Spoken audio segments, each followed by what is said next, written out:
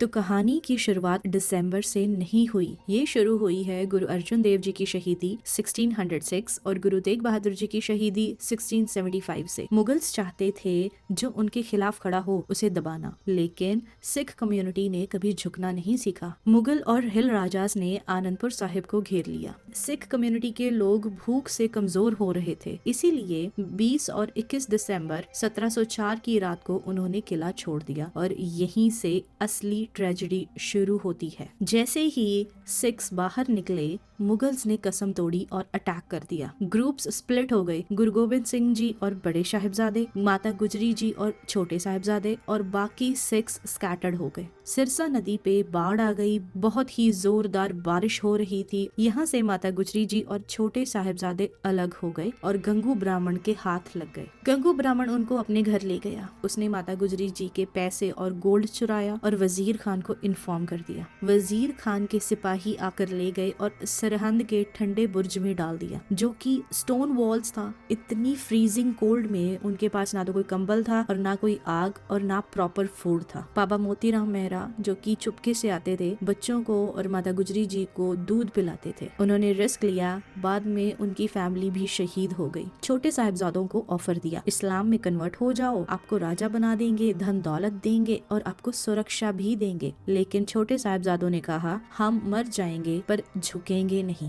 इसीलिए उनके एग्जीक्यूशन का ऑर्डर आया कि उनको जिंदा दीवार में चिनवा दिया जाए। तो कारीगरों ने जब दीवार बना के खड़ी कर दी तो कुछ हुआ जिससे दीवार गिर गई और बीच में छोटे साहिबजादे शहीद हो गए। माता गुजरी जी ने ये खबर सुनी और दुख में उन्होंने भी अपना शरीर छोड़ दिया। इसके बाद मुगल्स ने इनके क्रिमेशन के लिए किसी को भी जमीन नहीं दी। तो दीवान टोडरमल जी ने सोने के सिक्कों को एज टू एज वर्टिकली रख के जमीन खरीदी और इनका क्रिमेशन किया। गुरु गोबिंद सिंह साहिब जी बड़े साहिबजादों के साथ चमकौर पहुंचे। बड़े साहिबजादों ने अपनी मर्जी से जंग में जाने की गुरुजी से परमिशन ली, तो इसीलिए उन्होंने आखिर तक जंग की और उस जंग में बड़े साहिबजादे भी शहीद हो गए। और इसी दौरान बचे हुए सिखों ने गुरुजी को रिक्वेस्ट किया कि वो कम्युनिटी को आगे बढ़ाने के लिए, फ्यूचर के लिए वहां से चले जाएं। फिर गुरुजी नांदेड़ महाराष्ट्र पहुंचे और वहां एक साधु माधो दास से मिले। गुरुजी ने उन्हें सिख धर्म से मिलाया और गाइड किया। माधो दास ट्रांसफॉर्म होकर बंदा सिंह बहादुर बने, पहले सिख लीडर जो कम्युनिटी को आगे ले गए और सरहिंद का बदला लिया। तो दिसंबर सिख कम्युनिटी को तोड़ नहीं पाया। ये एक ऐसी कौम बन गई